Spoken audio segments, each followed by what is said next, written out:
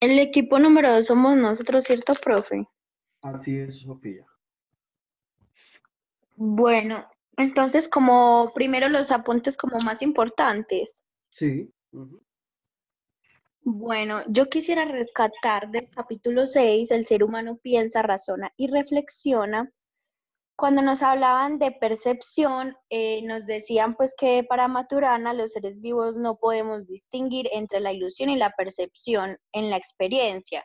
Y pues nos ponían el ejemplo de la salamandra, ujú, pero lo que más quisiera resaltar era, digamos, como ese concepto de lo que es el error, ujú, que nos decían que, por ejemplo, el error no se distingue en el momento en que nosotros lo cometemos. Es más bien, digamos, como una experiencia post priori, porque ya, o sea, cuando usted comete un error, usted mismo no es capaz de identificarlo hasta que experimente algo diferente o correcto. hasta que una persona del ambiente le haga caer en cuenta de ese error. Un observador. Entonces, Ujú, exacto. Entonces, ¿qué nos decían? que como entonces nosotros no nos damos cuenta de nuestros errores, entonces el ser humano no se equivoca porque se da cuenta de eso ya después de otras experiencias que tiene a lo largo de su vida.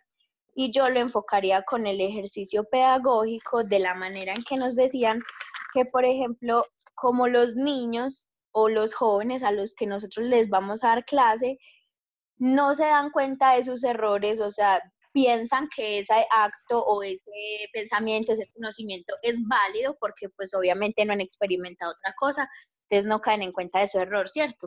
ujú, Entonces, ¿cuál sería la idea? Que no, digamos, no castigar o juzgar, digamos, esos errores, sino más bien como orientarlos o motivarlos pues como a un lado positivo, a que vean la experiencia de otra manera, pero digamos no juzgarlos o castigarlos por ese error. ujú. Bien. Ese es mi aporte. Vale. Entonces le pregunto al equipo, ¿cuál sería la importancia de la teoría del error para la pedagogía y la didáctica?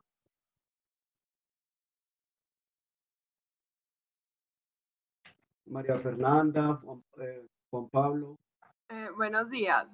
Hola Mario. Entonces, listo, yo diría que pues sería supremamente importante pues porque como dice Sofi, el estudiante, bueno, no caería o no se daría cuenta del error en el momento en el que lo comete. Pero entonces ahí es donde ya de la importancia de hacerle caer en cuenta de que en realidad pues no está actuando de la manera correcta o que no está como, ¿cómo les digo? Que, bueno, listo, hacerle caer en cuenta para que él, a partir de esa experiencia que tuvo al cometer ese error, pueda mejorar para la próxima vez que pues esté trabajando como en el mismo tema. No sé, pues, pienso yo. Y por medio de la didáctica se pueden crear estrategias, metodologías, actividades que le permitan a él experimentar diferentes cosas, donde él se vea, digamos, en diferentes situaciones, y él con ayuda de sus compañeros, o sea, puedan caer en cuenta de hacer como esa acomodación como del nuevo concepto, pues por medio de la didáctica, si estamos hablando de eso, con medio de actividades, digamos, como prácticas. Bien. Sí, muchas gracias. Entonces, aquí uno de los grandes aportes, y por eso yo les decía que era como tan importante el poder estudiar estos procesos cognitivos desde otra perspectiva, porque es que tradicionalmente hemos pensado que el error es una elección personal, ¿sí?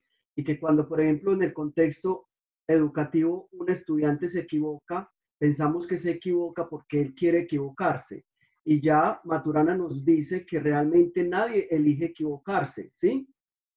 Que nadie actúa pensando que su actuar es un error y que solo, como tú dijiste, Sofía, solo la experiencia a posteriori es la que nos posibilita a nosotros darnos cuenta que hemos errado o también por intermedio de un observador que es el que nos hace a nosotros ver que realmente lo que nuestra conducta es realmente una conducta errónea. Pero también nos dice Maturana que en el mismo error los seres humanos nos vamos configurando. O sea, mira tan importante eso, que el error sea una posibilidad de autoconfiguración de nuestra biopraxis. Entonces, si nosotros aplicamos esto dentro de la pedagogía y la didáctica, nuestros estudiantes es verdad que se van a equivocar, pero no sé qué van a equivocar porque ellos quieren equivocarse. Y desde esta perspectiva, la actitud del docente, que a veces, déjenme decirlo, yo me incluyo ahí, uno como docente precisamente, ¿sí?, comete el error, ¿sí?, de juzgar el actuar, la conducta del estudiante porque pensamos que su conducta es una conducta premeditada, que su error es un error premeditado. Entonces aquí viene el desafío y es cómo desde nuestro rol docente nosotros transformamos el error en una fortaleza para el estudiante. Cómo desde nuestro papel como maestros nosotros hacemos del error una posibilidad de aprendizaje y de autoconfiguración para nuestros estudiantes. Pregunto al equipo también número 2,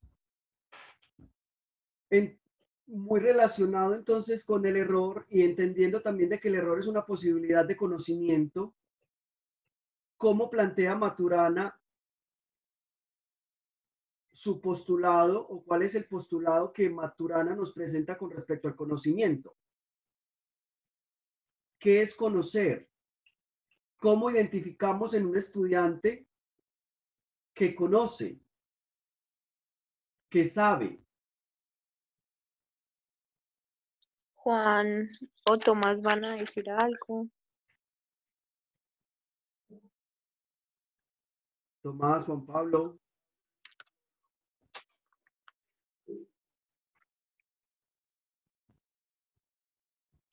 Bueno, veamos. Bueno, el conocimiento decimos que lo asociamos ya a un ambiente real, lo podemos ver como una externalización de la información, pero sin embargo, Maturana dice que el conocimiento es una conducta adecuada a las circunstancias.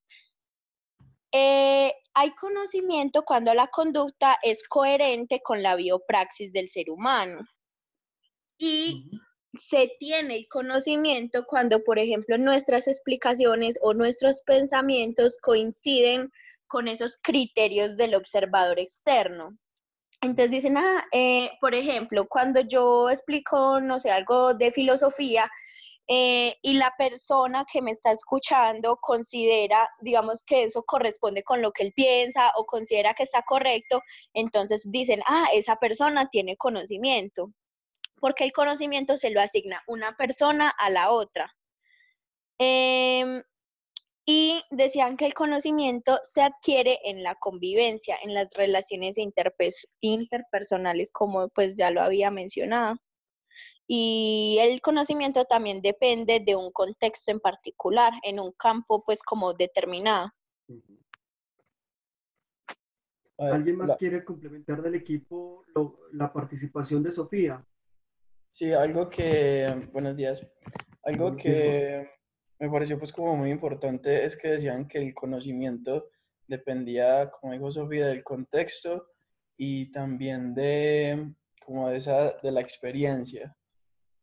Entonces, siento que cada una de nuestro, pues como de que nuestro conocimiento, pues entiendo por eso que nuestro conocimiento depende mucho pues como de lo que vivimos y también como de todas las relaciones que tenemos.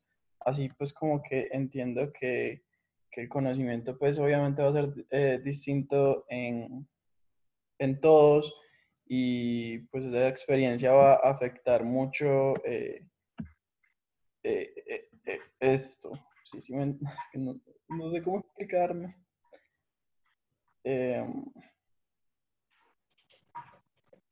No sé. ¿Ustedes cómo van entonces a evaluar el conocimiento de sus estudiantes? Porque es que Maturana hace, digámoslo así, una contrastación entre lo que se ha considerado conocimiento, ¿sí?, tradicionalmente, y con ese nuevo paradigma que él propone de conocimiento, ¿sí? Tú al inicio, Sofía, dijiste que el conocimiento tenía que ver con esa externalización de la información. Eso respondería al paradigma tradicional.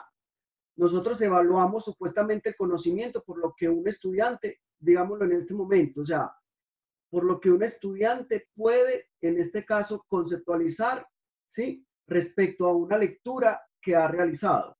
Desde ese paradigma tradicional, nosotros podemos decir, esta persona conoce porque se ha apropiado de los conceptos, porque es capaz de realizar un discurso coherente desde los planteamientos propuestos del autor y demás. Pero para Maturana es claro, y ojo, y sin criticar este paradigma tradicional que es en el que nos hemos visto inmersos, pero para Maturana el conocimiento va mucho más allá que la externalización de una información, ¿cierto? El conocimiento. Claro, profe, porque él dice que la comprensión de algo, o sea, cuando usted comprende algo, ya cambia las conductas de usted mismo, o sea, configura su biopraxis. Así es. Entonces, ubíquense ustedes en el rol de maestros y visualicen, por favor. Profe, se le está cortando. ¿Ya me escuchan? Sí, ya. Ok, Profe, ya. ok, gracias.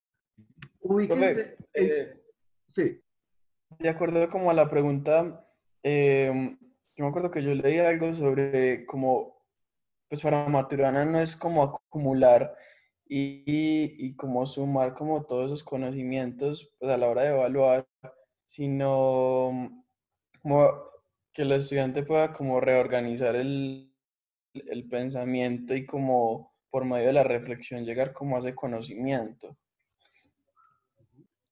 bien. Sí, Juan Pablo. Entonces, sí, me parece bien lo que afirmas. Entonces, nosotros podemos decir, desde, digámoslo así, si nosotros nos ubicamos desde una perspectiva de observador, que en este caso es quien evalúa, ¿sí?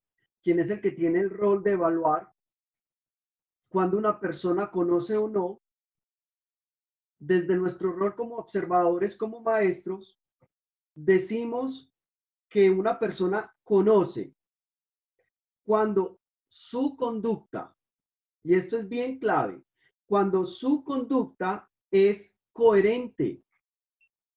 ¿Y coherente con qué? Con la conservación de esa biopraxis en un dominio específico.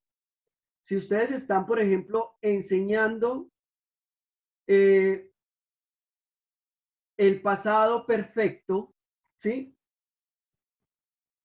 ¿Cómo ustedes evalúan ese pasado perfecto?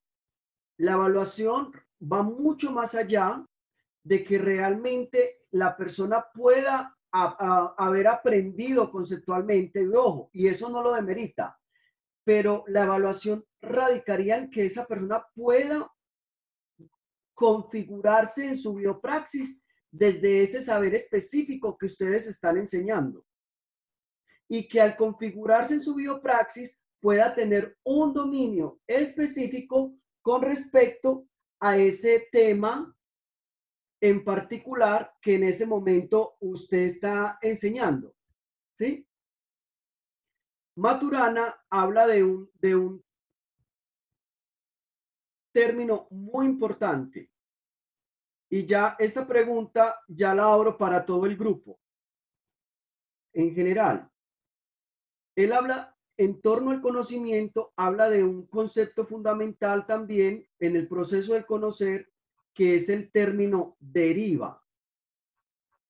¿Qué es para Maturana ese concepto?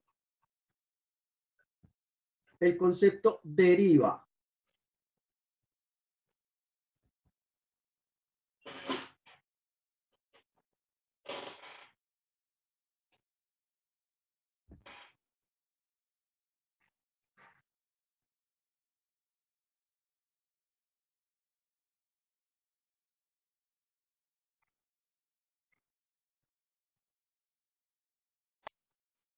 Profe, yo creo que es como el orden que se le da a los pues que se establecen a los cambios en un momento determinado a través de las diferentes interacciones que hay entre el sujeto y el medio.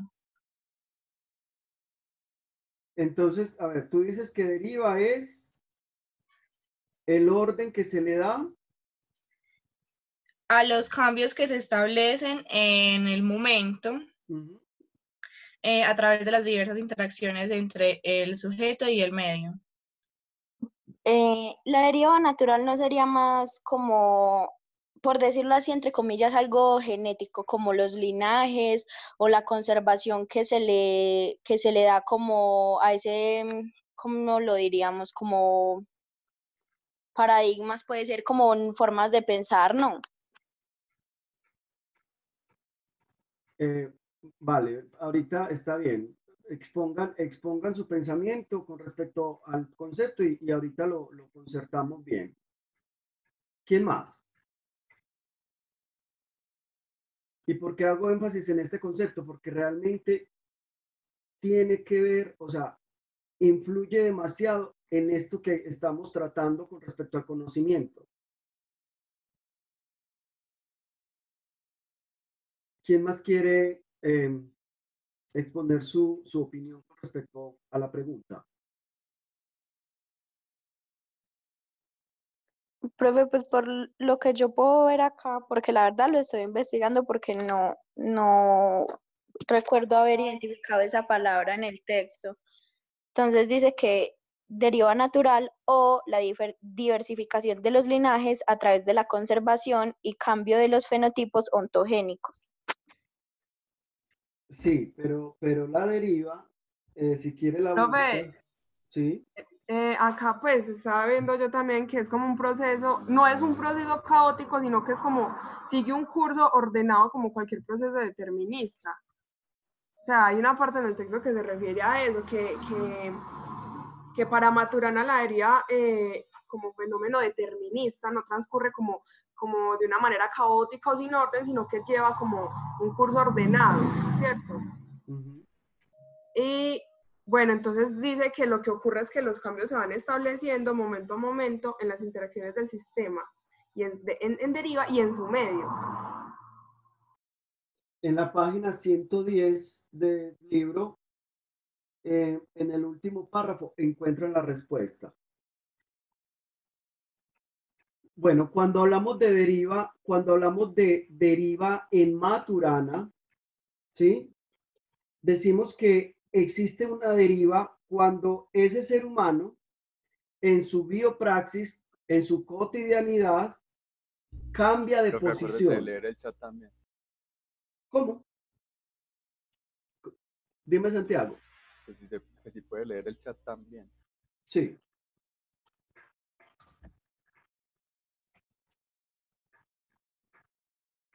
Cuando un ser humano en su biopraxis cotidiana, página 110, último párrafo. Cuando un ser humano en su biopraxis cotidiana cambia de posición,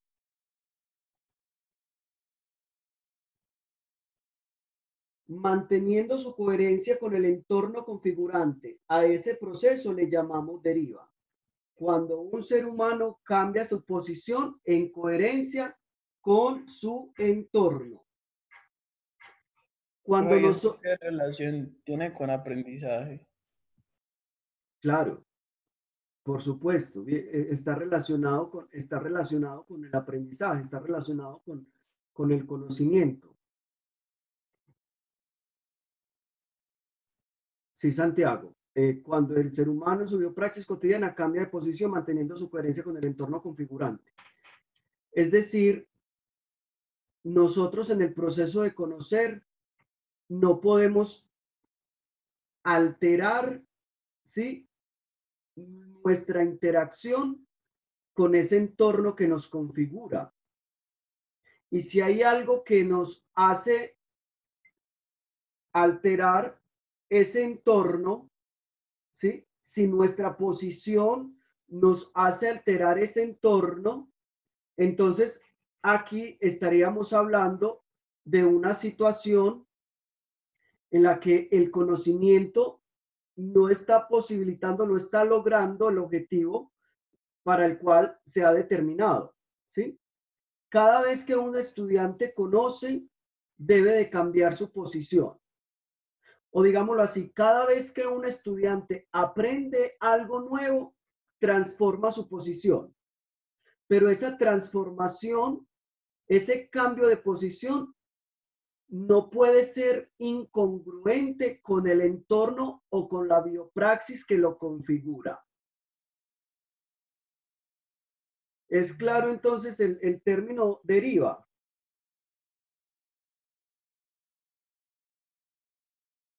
¿O quieren compartir algo para aclarar más o quieren hacer alguna pregunta?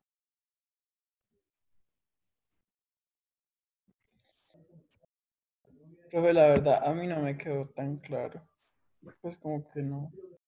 Vale, está bien, volvámoslo a explicar. Juan Pablo, en el proceso del conocer, en el proceso del aprender y del conocer, siempre habrán transformaciones.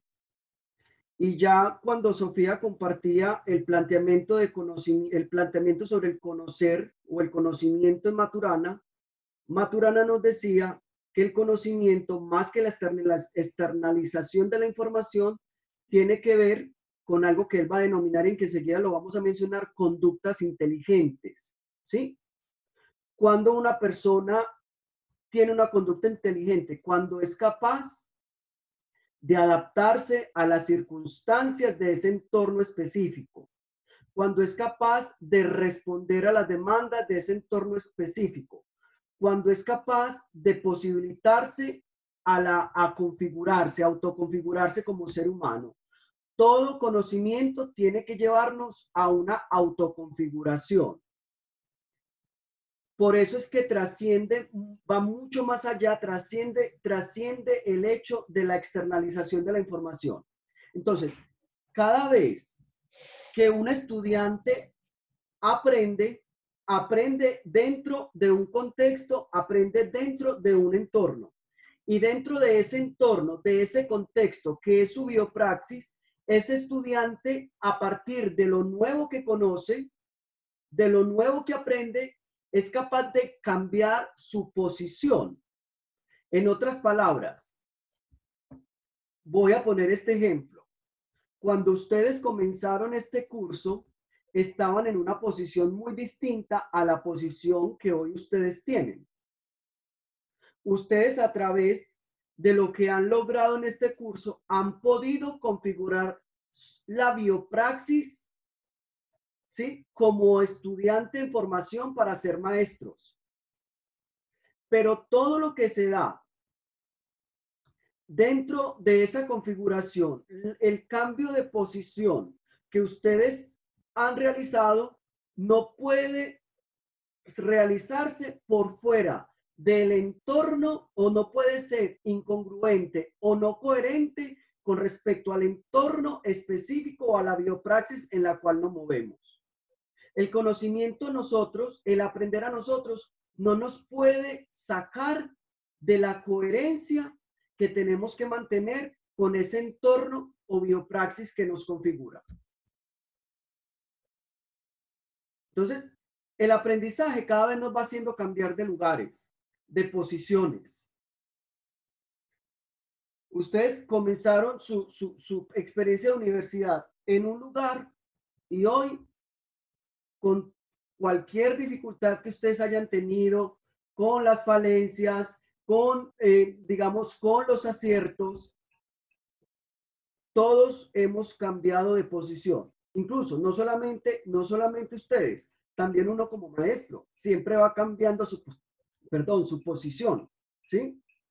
Aunque uno dicte este curso 3, 4, 5 veces, 6 veces, 10 veces, la posición siempre se transforma, siempre hay cambio, siempre nos movemos a otro lugar.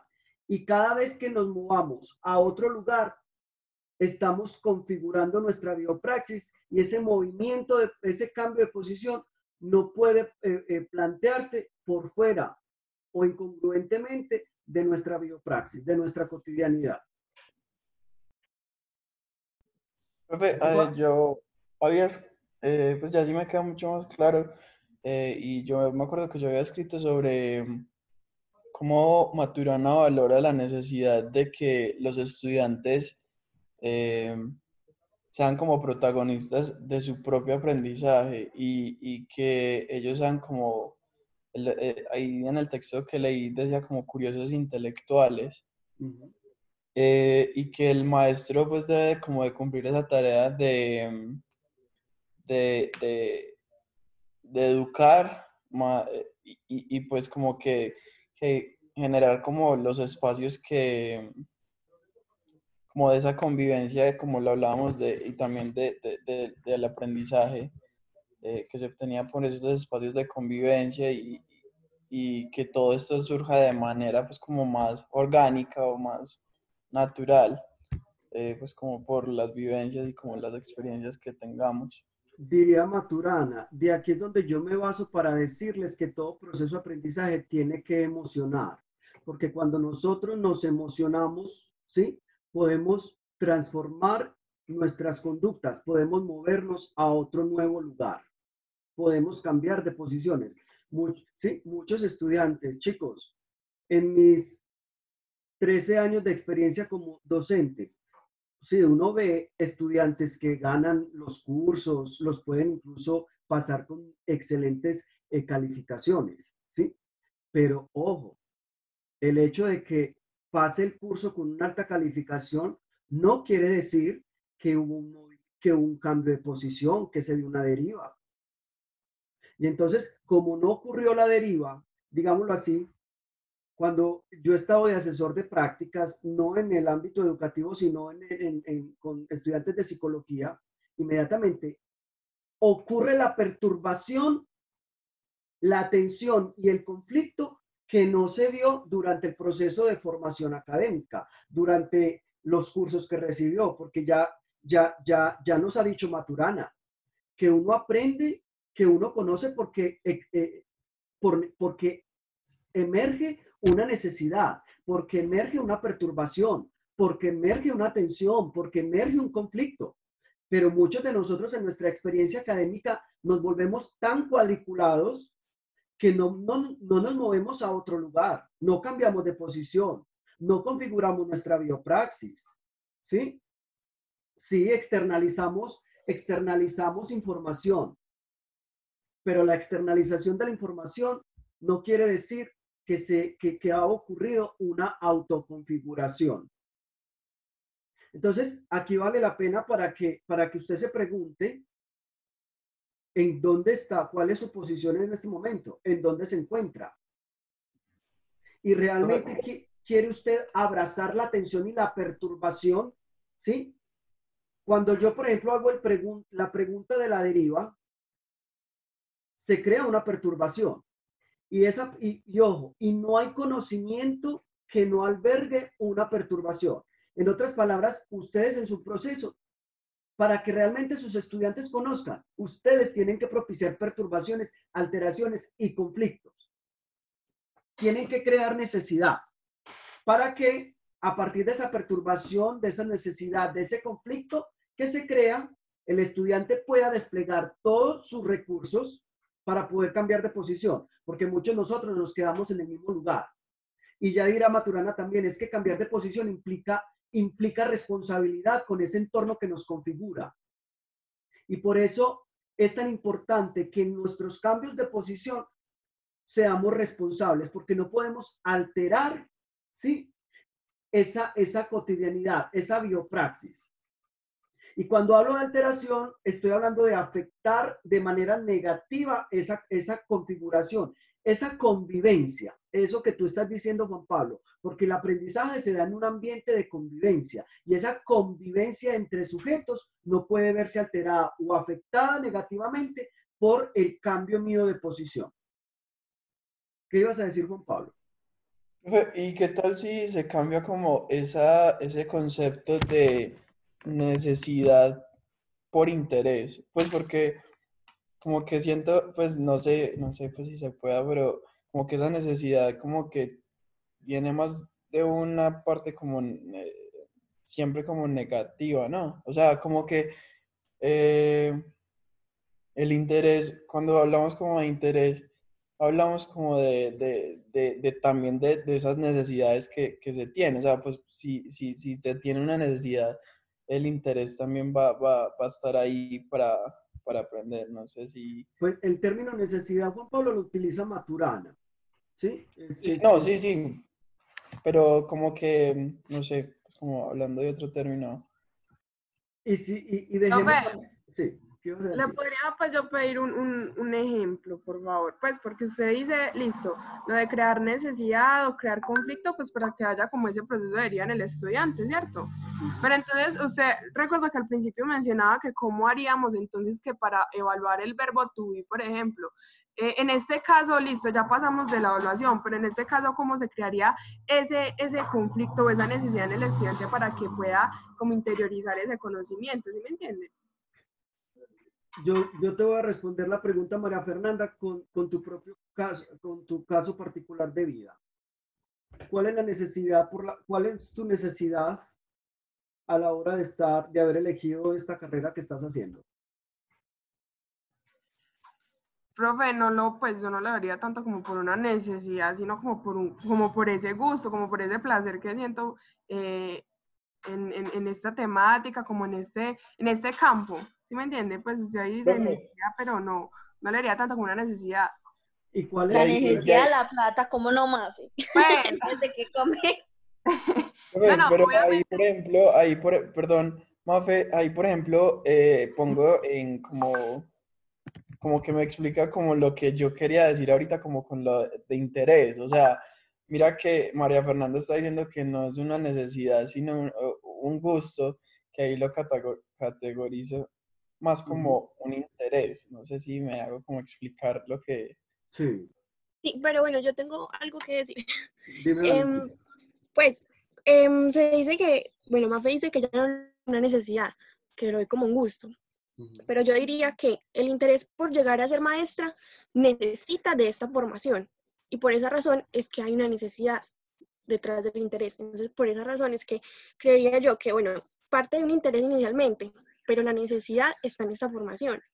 Está en la necesidad de saber el inglés, de conocer pues todo lo que conlleva ser maestro. Entonces, bueno, eso era lo que quería Oh, decir. sí, Claro, tienes razón, porque- vale, tienes obviamente razón. Valen tiene pues toda la razón, obviamente todo parte de un interés y listo, se genera la necesidad, pero en este caso hay que enseñar un tema, pero entonces, ¿cómo se hace que el estudiante tenga o comience con ese interés para que se le pueda generar esa necesidad de Bueno, aprender esta claro, y temática? es que es ¿Cómo lo que yo presenta? mencionaba ahora. bueno, yo O diría, sea, perdón, bueno, yo diría que principalmente en la materia en la que nos estamos moviendo es más sencillo como crear esa necesidad, porque nosotros tratamos de que el estudiante se comunique en otro idioma y por tanto comunicarse es una necesidad. Y si lo necesitan hacer en otro idioma, hay que tratar de que el estudiante vea necesario la utilización de otro idioma. Entonces, yo creo que por esa parte nosotros tenemos una ventaja grande, porque la comunicación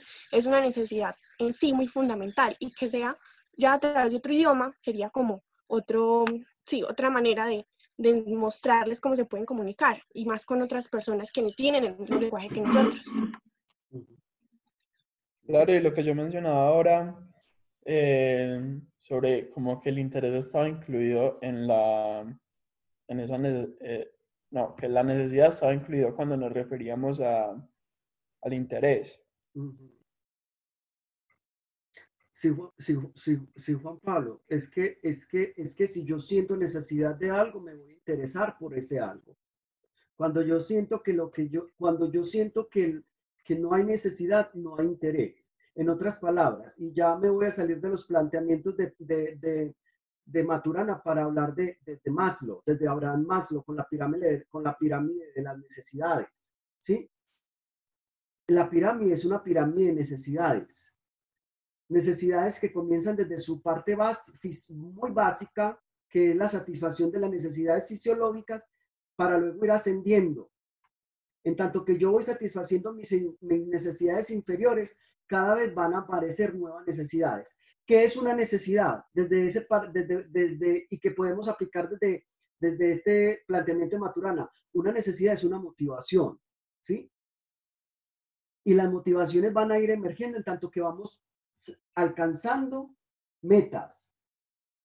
Esas motivaciones van a ir siendo cada vez más superiores en tanto que yo voy satisfaciendo mis motivaciones más básicas o mis necesidades más básicas. Y para eso el ser humano tiene que interesarse, tiene que motivarse, ¿sí? Tiene que motivarse. Ningún cambio, ninguna deriva puede darse si el estudiante, tú lo dijiste hace rato, no asume el protagonismo de su propio proceso. Entonces hay estudiantes que, por ejemplo, y mira María Fernanda, que son ejemplos que te estoy dando, que tú pediste. Un estudiante puede leer un texto, pero no crea la necesidad con respecto al texto.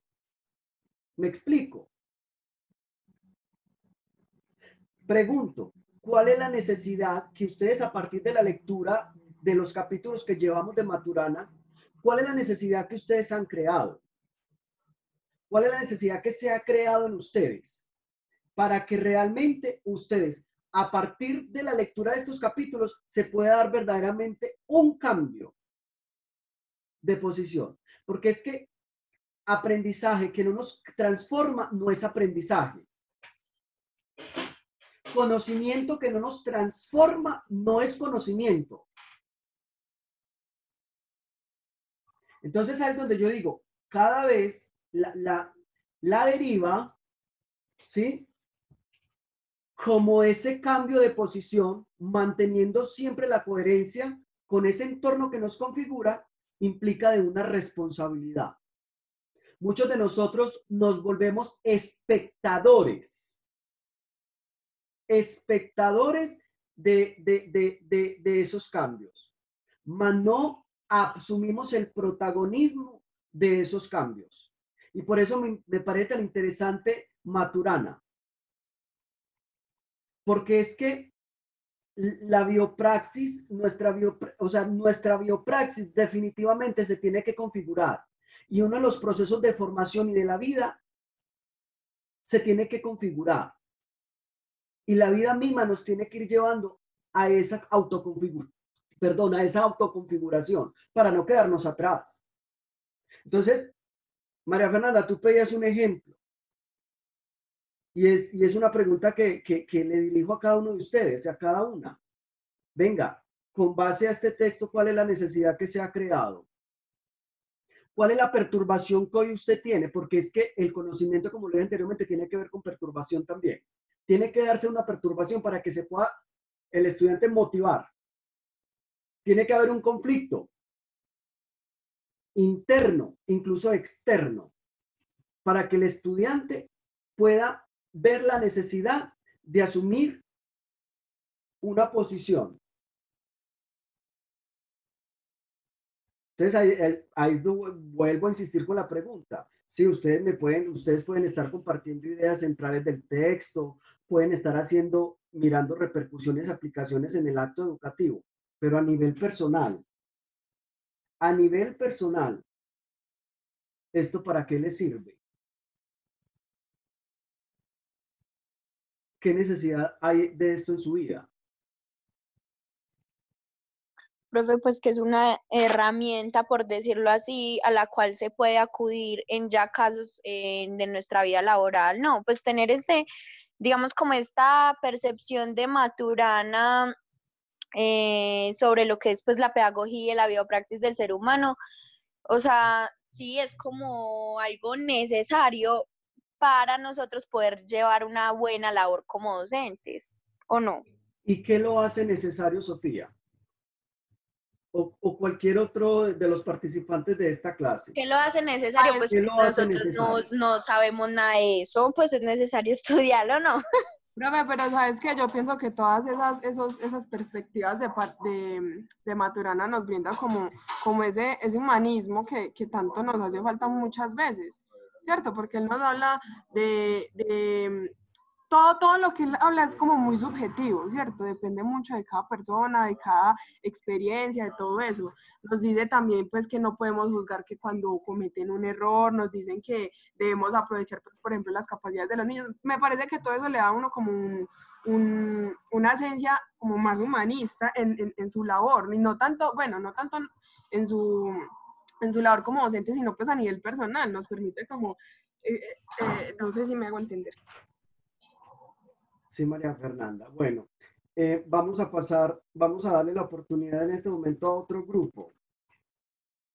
Vamos a darle la oportunidad al grupo número 3.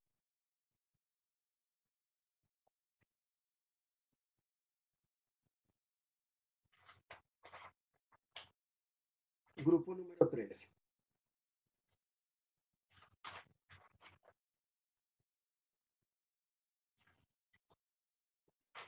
Que sería el grupo de Santiago, Marlon y Tomás. Y Daniel.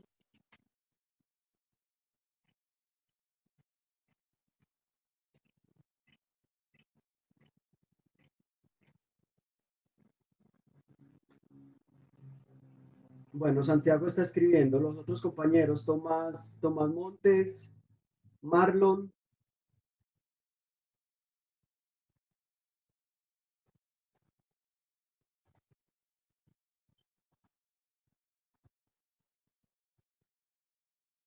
Bueno, mientras que bueno, Santiago escribe entonces su aporte, pasemos al grupo número 4. El grupo de Mateo, Daniel y Laura.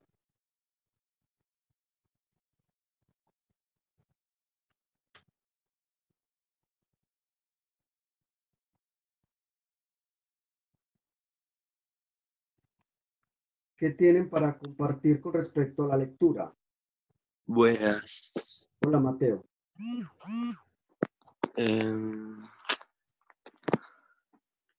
A ver,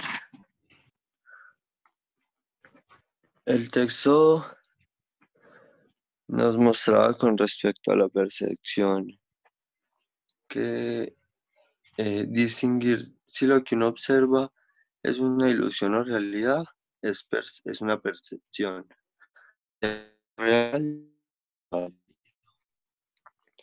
y sino que después lo que uno hace es lo que distingue si lo que observó es real o no. Entonces, cuando el ser humano cometió un error, en realidad no lo cometió, sino que se da cuenta a través de otra experiencia si lo que hizo fue un error o no. Y eso fue algo que se me quedó. ¿Qué otra cosa se les quedó a los compañeros? Bueno, profe, a mí me gustaría referirme en cuanto a la conciencia, que esta y todos los procesos pues psíquicos que surgen a partir de ella, es importante tener en cuenta pues que se generan en una dinámica de configuración de coordinaciones conductuales. Los seres humanos vivimos pues en la actividad lingüística, y algo que me llamó mucho la atención es que la conciencia, o sea, nosotros tendemos a pensar que, digamos, la conciencia surge en la cabeza. Y el documento dice que no ocurre ni en su cabeza, ni en el cerebro, ni en el interior, pues, del ser humano, ni en ningún lugar del cuerpo del ser humano, que resulta externa a ellos y corresponde a su dominio de interacciones con una forma de coexistencia.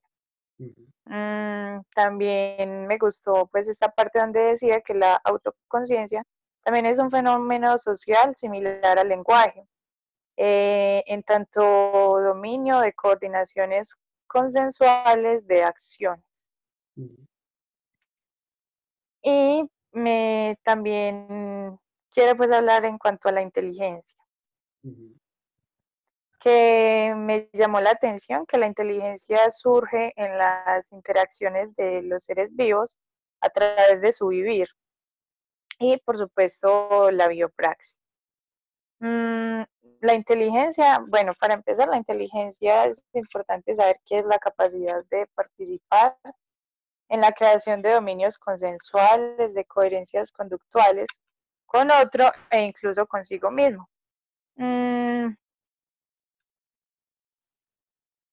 También esta parte donde decía que los seres que existimos en el lenguaje, es decir, todos los seres humanos, por alguna, o sea, somos igualmente inteligentes. La excepción se haría si por alguna circunstancia pues tenemos algún daño, pero de resto todos somos inteligentes. Bien, gracias Daniel.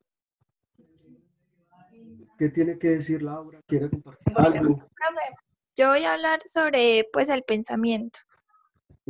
Dice Maturana que el pensamiento es como la configuración de todas las experiencias que vive el ser humano. Maturana dice pues que los seres humanos no piensan más o menos, sino que todos los seres humanos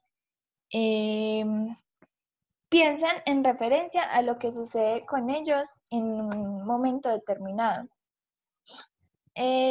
Maturana dice que el pensamiento es comprensivo y dice que la mente no está en la cabeza, sino en la conducta de cada persona.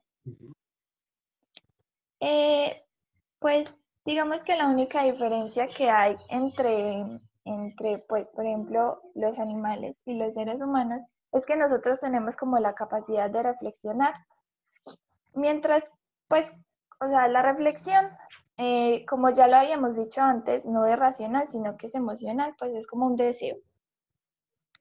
Entonces, digamos que a partir de eso, la reflexión y el pensamiento trabajan en conjunto, porque la reflexión hace parte de todo lo que, pues, que nosotros hacemos en nuestra vida. Y al reflexionar estamos generando, pues, como que todo tipo de pensamientos.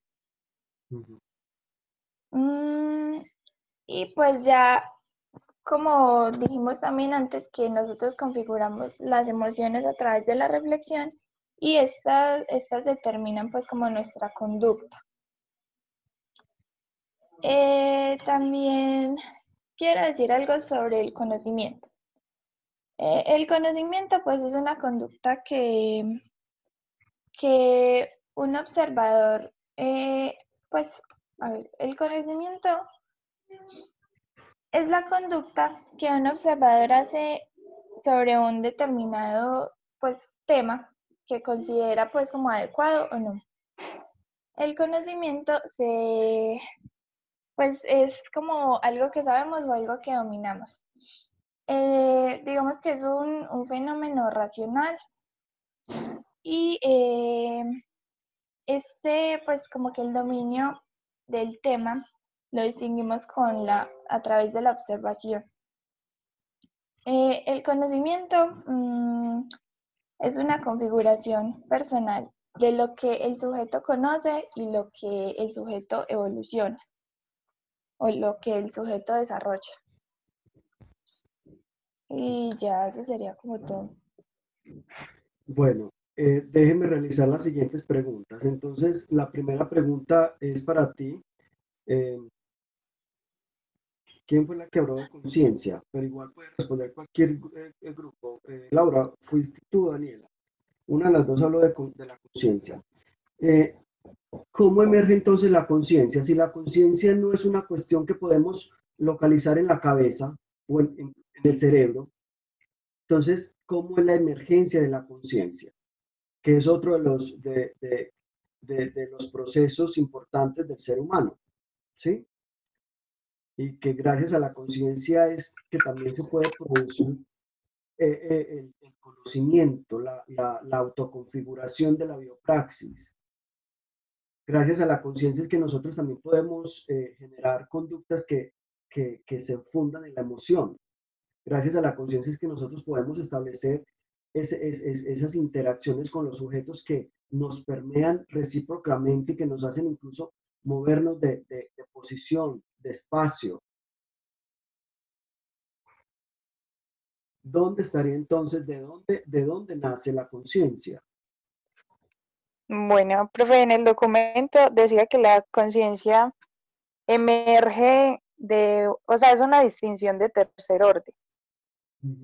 Lo mismo, ahí pues nos decían que lo mismo que ocurre con el yo, porque este surge como una distinción de interacciones, es decir, distinción de distinciones, y lo mismo sucede con la conciencia. Cuando me refiero a que es una distinción de tercer orden, me refiero a que, como el mismo documento lo decía, es una distinción de la distinción de distinción.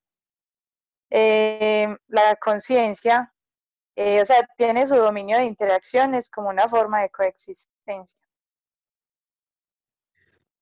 Entonces, cuando nosotros hablamos de la conciencia y hablar de esa distinción de tercer orden o esa distinción de distinciones, en primer lugar, debemos pues, ubicarnos nosotros como ese yo, ¿cierto?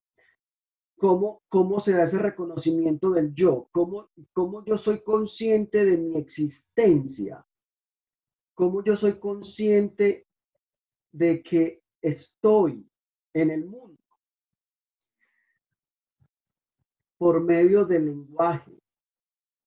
Y de ese lenguaje que posibilita la interconexión de seres humanos, que es el que posibilita la creación de sociedad, la creación de comunidad, la creación de grupo. Y es en tanto que puedo interactuar como yo puedo ser consciente de lo que sucede conmigo como de lo que sucede con el otro.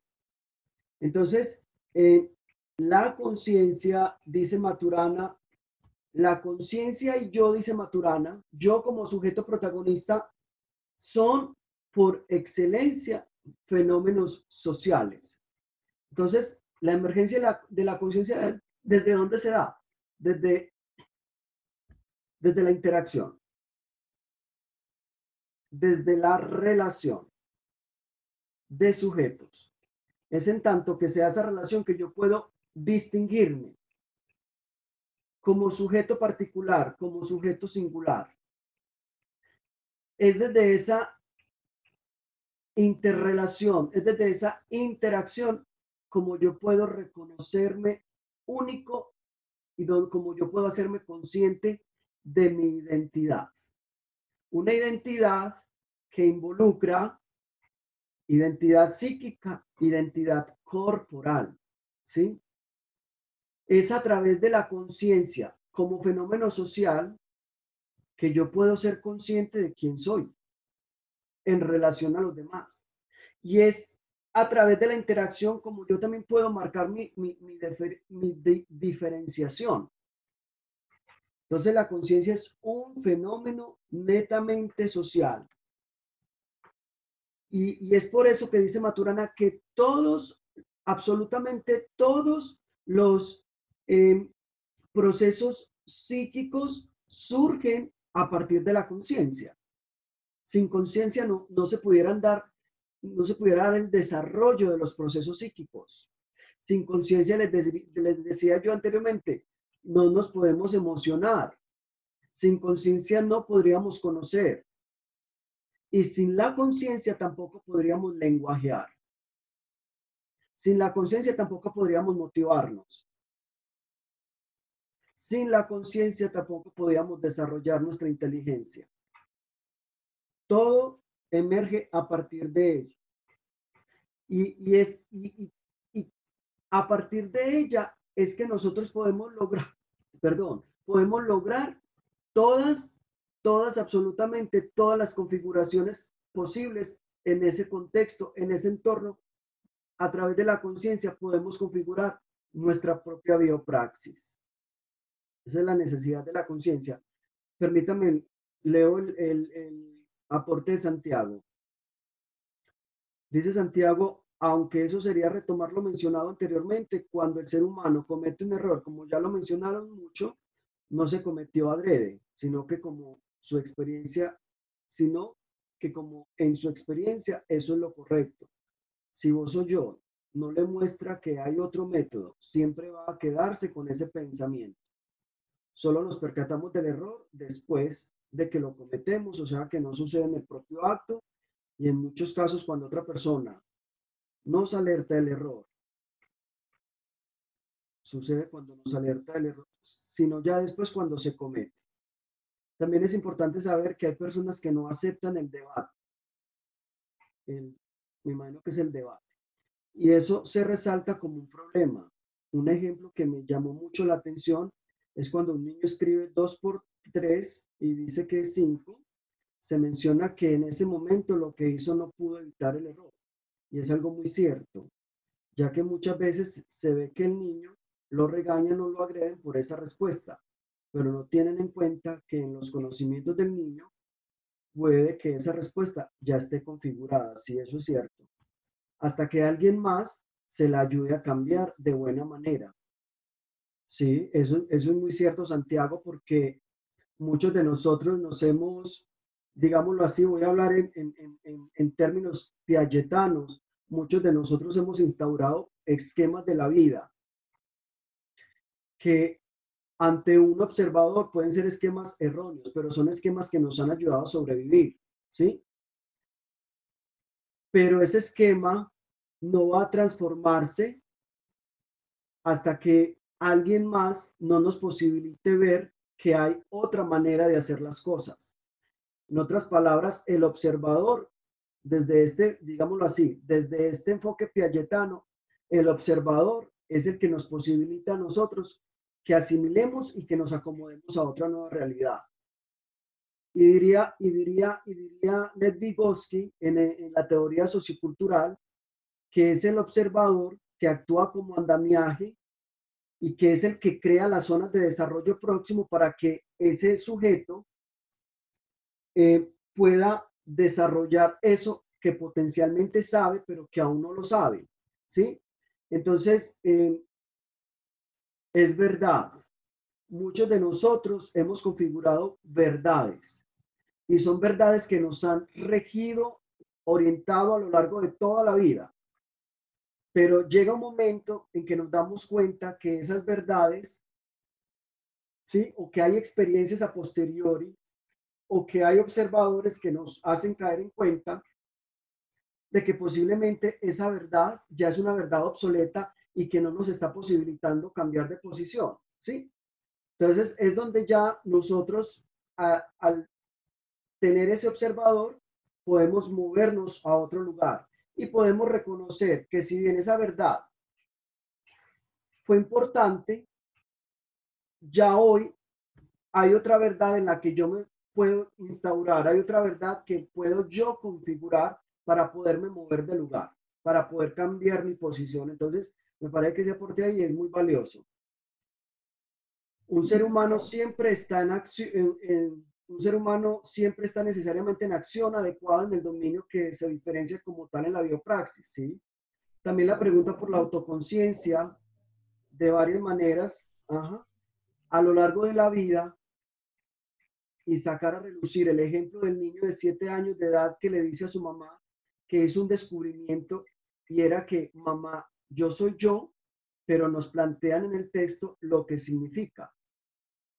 También mencionan la polémica que existe a lo largo de la historia de la psicología contemporánea que hace referencia a la inteligencia, incluso a que se dice que no existe un concepto unívoco y único y uniforme sobre la inteligencia humana. Según Maturana, la palabra inteligencia hace referencia connotativa a este fenómeno que no es directamente observable y que resulta de la historia de interacciones de los organismos revelándose en sus articulaciones configuracionales. Sí, sí, Santiago, muchas gracias por ese aporte. Entonces, ya que ustedes tocan y que también hablaron de inteligencia. Profe. Sí, Tomás. Sobre el ejemplo que pone Santiago sobre el niño. Pues en ese tema del error. También hay otra cosa que es que la configuración biogenética y neuropsicológica impide captar el error en el mismo momento, en el momento que... Sí, en el momento, por decirlo así. Sino que ya uno lo capta después, gracias a que llega alguien y nos ayuda como a ver esas diferencias que hay entre la experiencia que yo tengo y la experiencia que el otro tiene. que esas diferencias son las que dicen que son el error según el texto, o ya que nos adviertan antes de que vayamos a decir nuestra, ¿cómo digo? Antes de que lo vayamos a realizar, por decirlo así. Sí, de hecho el cerebro no sabe que se equivoca en el mismo, cuando se está realizando la conducta errónea, ¿no? El cerebro no, en ese momento no capta que se está equivocando. El cerebro va a hacer el procesamiento de su equivocación a partir de la experiencia posterior y a partir de la apreciación del observador. Ahí es donde el cerebro va a poder desplegar, ¿sí?, todas sus redes, ¿sí?, todas sus redes neuronales para poder concluir que se ha equivocado y que tendrá que hacerlo de otra manera, o que es por otro camino que tiene que irse. Eso también es muy válido, Tomás. Con respecto a la inteligencia, ¿cómo surge la inteligencia? Es una pregunta para todo el grupo.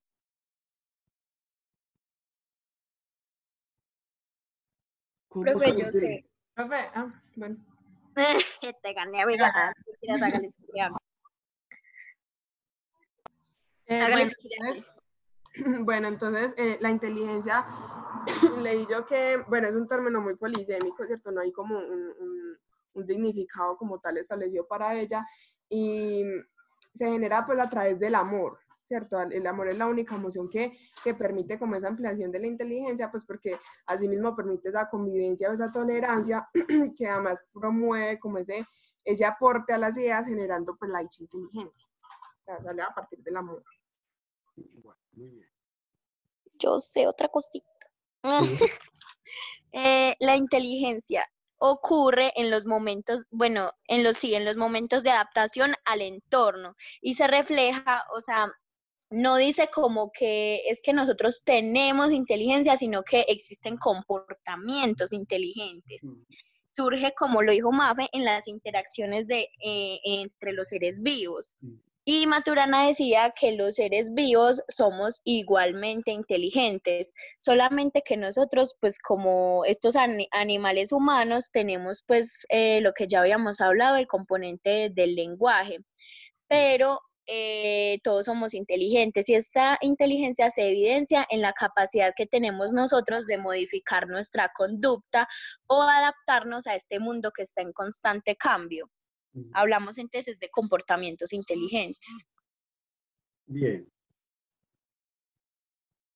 ¿Cuáles serían ejemplos de comportamientos inteligentes entonces?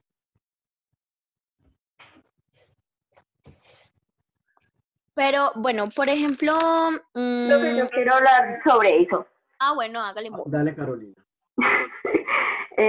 Bueno, mencionaban en el texto pues que una forma como de mostrar la inteligencia o un ser inteligente era aquel que era capaz como de adaptarse a su contexto, pero sin dejar de ser el mismo, o sea, como que deja su esencia, pero es capaz como de modificar su comportamiento de acuerdo a las necesidades. Y hay algo, Carolina, que tú dijiste y es muy importante y quiero recalcarlo.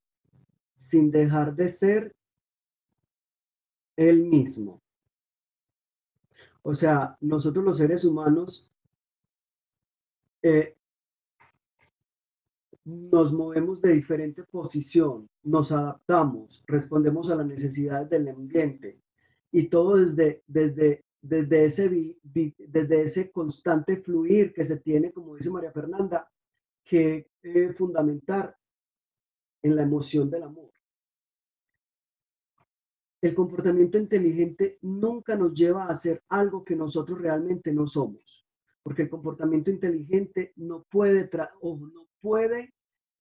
dejar a un lado la esencia personal, lo que cada uno es. Y por eso aquí dice Maturana que es que nosotros somos seres autopoéticos, o sea, somos seres cerrados. Y cuando él habla de que somos seres cerrados y que nos autorregulamos y que nos autoorganizamos, a eso se está refiriendo. Cambiar de posición no quiere decir dejar de ser lo que cada uno es.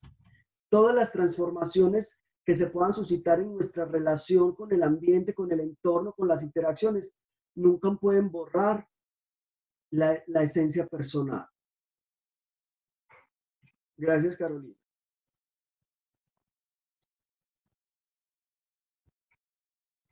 Bueno, estaba preguntando por ejemplos de comportamientos inteligentes. Y Sofía iba a decir algo. Bueno, por ejemplo, yo me estaba viendo en estos días un reportaje sobre los osos polares. Como todos sabemos, el cambio climático y el impacto que ha tenido el ser humano sobre la Tierra ha destruido muchos hábitats de animales. Entonces, ¿qué es lo que hace el animal? Un comportamiento inteligente. Los osos, en busca de comida para sobrevivir, entonces, ¿qué hacían? Iban a un pueblo que quedaba cerca, creo que eso era en el Ártico, espérate, bueno, era por allá donde hay nieve, por allá arriba en el norte.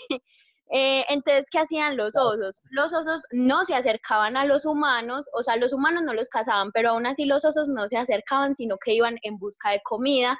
Y los humanos tenían unos, ¿cómo se llama? Como unos bancos donde guardaban los huesos de las ballenas cuando las cazaban. Entonces los osos iban con sus bebés y buscaban comida. Entonces, ¿qué le tocó al oso? Adaptarse digamos, al mundo o en el ambiente que ahora le toca vivir en el hábitat para sobrevivir. Pero el oso no deja de ser un oso. Un oso sigue, obviamente, si lo van a atacar, un oso va a atacar, va a ser una madre protectiva con sus crías.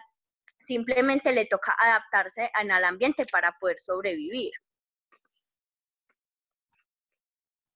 Y con respecto a los seres humanos, claro, porque también hay que hacer la diferencia entre los comportamientos que emergen o que surgen por instinto, por supervivencia, pero el comportamiento inteligente trasciende o sea, no puede, digámoslo así, no puede evaluarse en términos de conductas instintivas. Bueno, entonces, bueno, en ser humano sería, por ejemplo, yo me he mudado mucho, yo antes vivía en Bogotá, en Medellín, yo me he mudado mucho de colegio. Yo me he mudado mucho de colegio, entonces me toca siempre, digamos, como adaptarme a nuevas personas, a nuevas metodologías.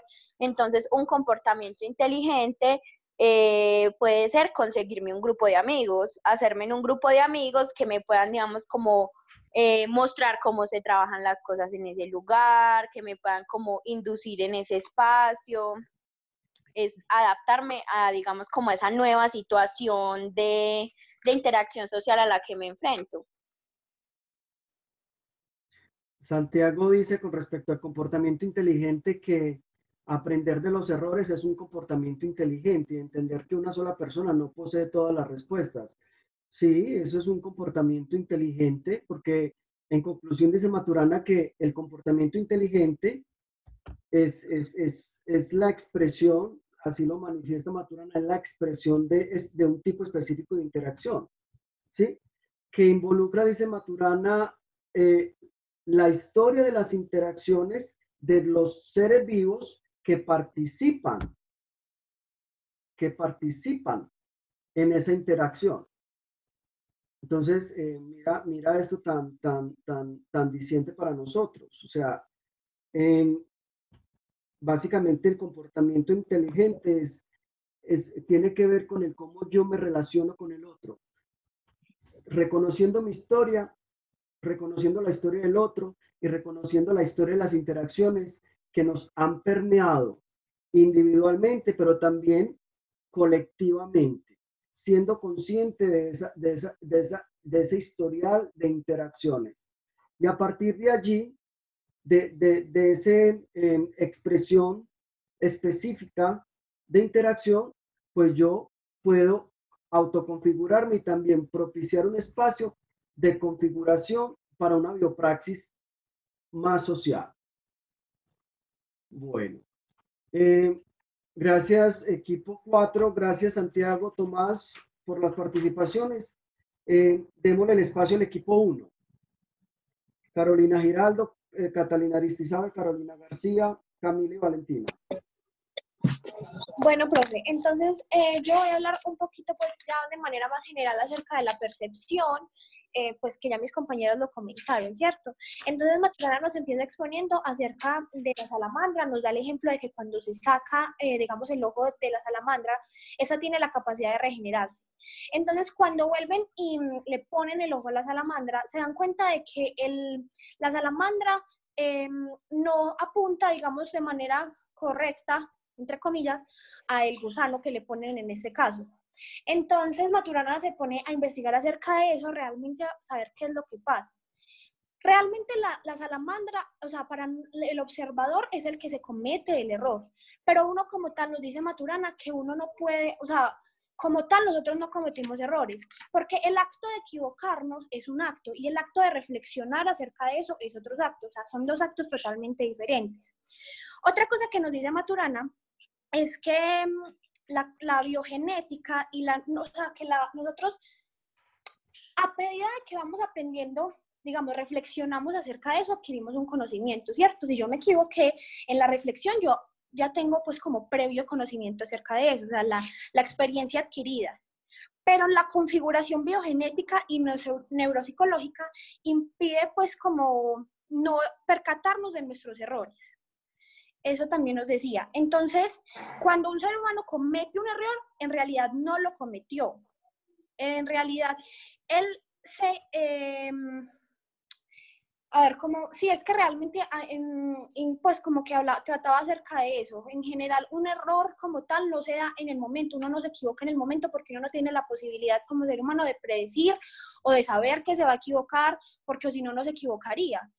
Ya cuando puede ser inclusive en un segundo, que sea el otro acto, que es de reflexionar acerca del error.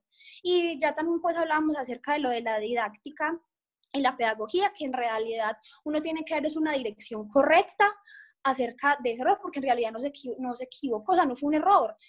Y sería, si lo castigamos, sería como un doble castigo para el niño. Entonces, esa es pues como lo que tenía por decir para complementar a mis compañeros. Bueno, antes de que tus compañeras hablen, tú tocaste con un término importante que responde al proceso cognitivo del pensamiento y es la reflexión. Insististe 2 veces en lo importante de la reflexión. Entonces, que valga la pena en este momento para que todos también entremos en un consenso con respecto al concepto reflexionar. ¿Cómo entiende Maturana ese acto de la reflexión?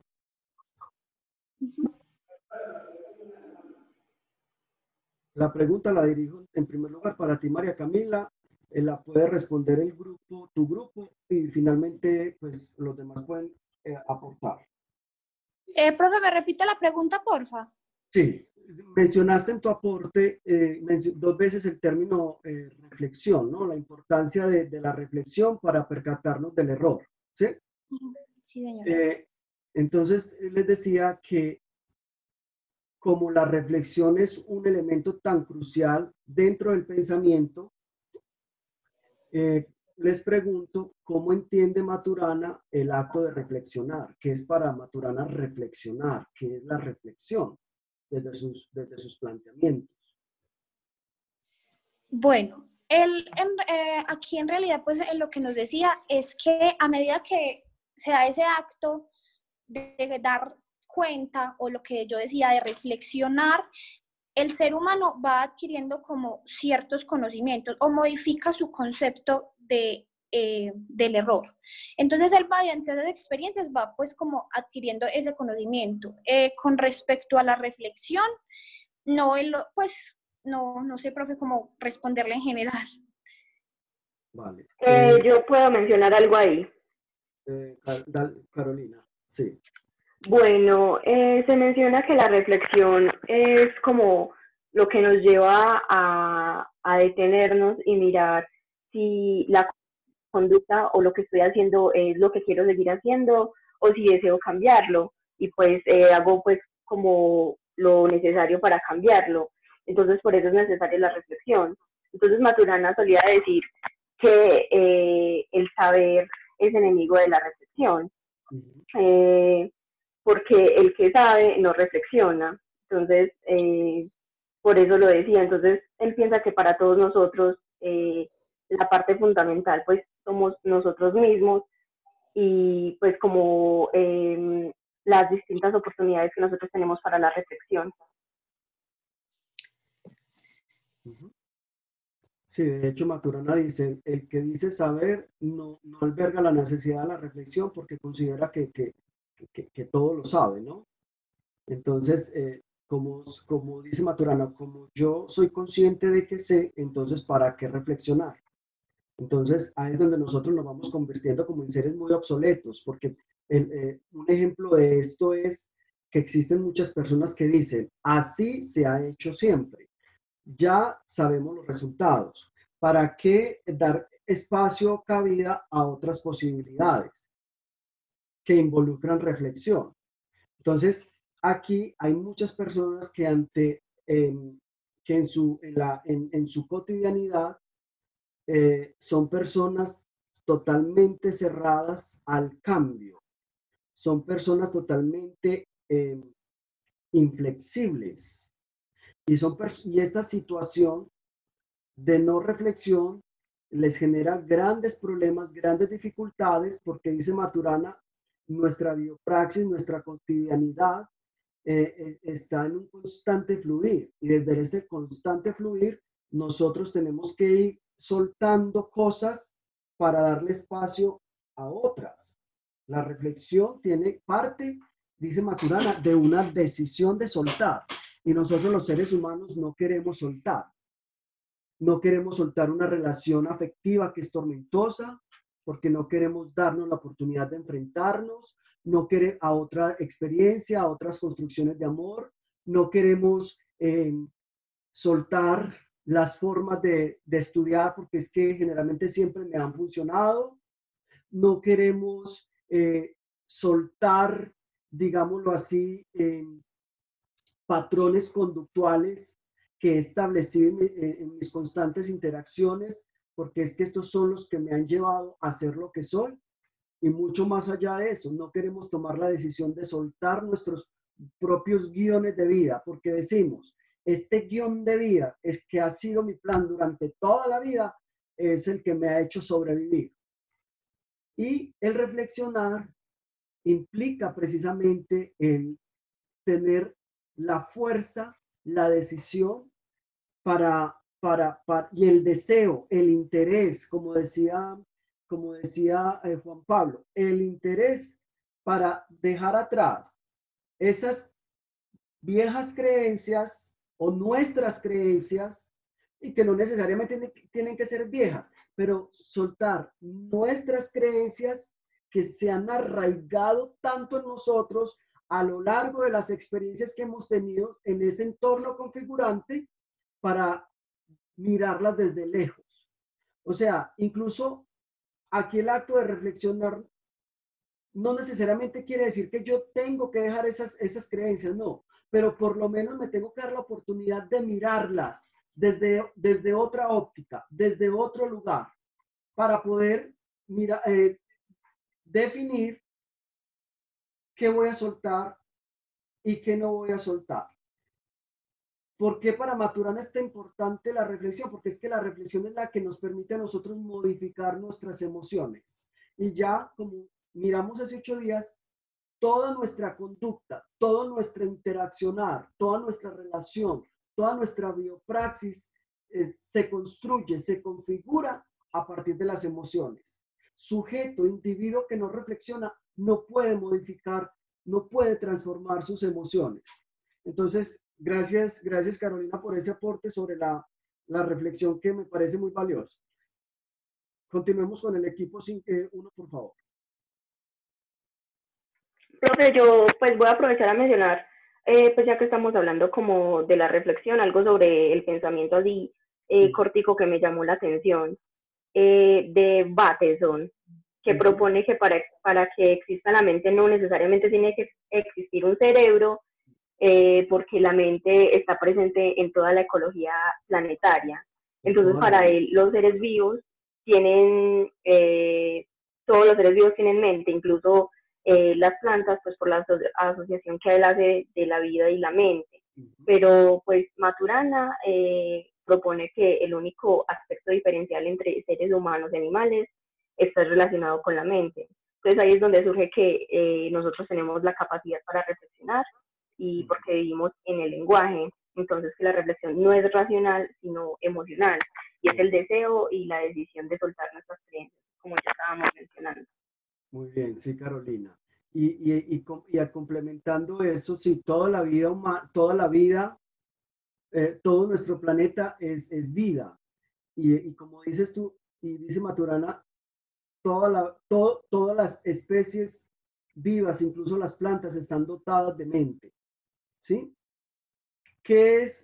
¿Cuál es la diferenciación? Tú lo dijiste, la capacidad de reflexionar, que parte de la emoción, pero también la capacidad que tenemos los seres humanos de conversar, ¿sí? De conversar, de lenguajear.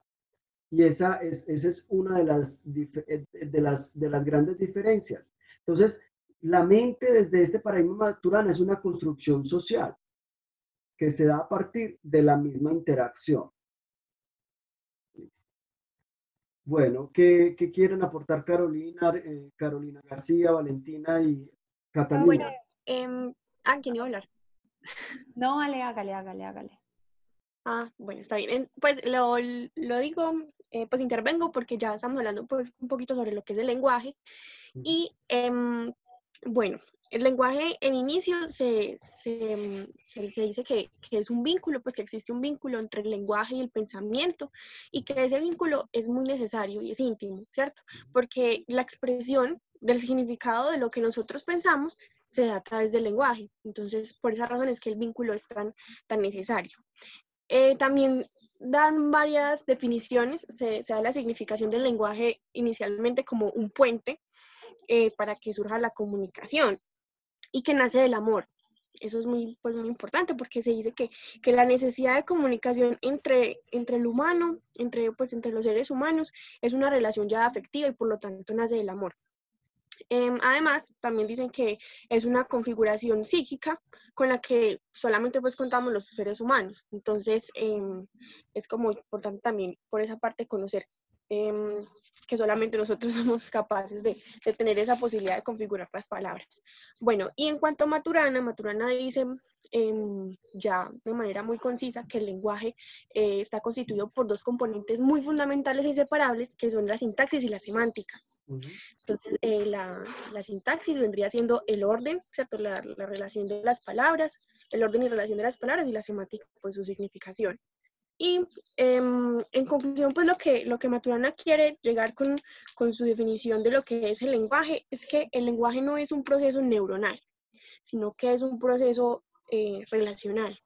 Entonces, pues eso de pronto cambió la perspectiva que nosotros tenemos, porque normalmente uno dice, bueno, el lenguaje es para comunicar información, el lenguaje son un grupo de palabras, de símbolos, pero no es así, porque el símbolo, como lo dice Maturana, vendría siendo ya otra cosa un poco diferente, que tiene que ver, pero no es esencialmente lo que significa el lenguaje, porque el símbolo es una reflexión que hace una persona que observa sobre las relaciones que surgen en el operar del lenguaje. Entonces no vendría siendo como en sí lo que significa el lenguaje, sino que hace parte, pero no lo significa del todo. Entonces más o menos esa es la posición que tiene Maturana en cuanto al lenguaje.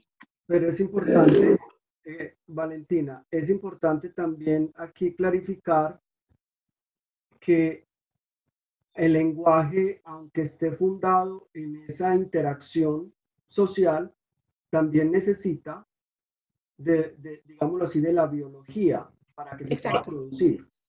En este caso, cuando hablamos de la biología, nos estamos refiriendo a todas, y recuerden que él es también un biólogo, a todas esas partes que a nivel ya biológico intervienen para que se pueda posibilitar la misma producción del lenguaje. Pero lo que dice Maturana es que el lenguaje en primera instancia no emerge o no surge, no nace del cerebro. Exacto, ¿sí? Necesita el cerebro, pero no es proveniente. No es su fundamento principal. Y eso realmente tiene tiene toda la relación. Si nosotros, por ejemplo, evocamos en este momento y traemos a colación los planteamientos de Chomsky, que es uno de los grandes teóricos con respecto al lenguaje, Chomsky dice que el lenguaje es una capacidad innata que tenemos los seres humanos. Es decir, venimos preparados para él. Pero si, por ejemplo, nosotros no tenemos, digámoslo así, un entorno configurante, por más que vengamos con las estructuras especializadas para que se dé esa producción lingüística, ¿sí?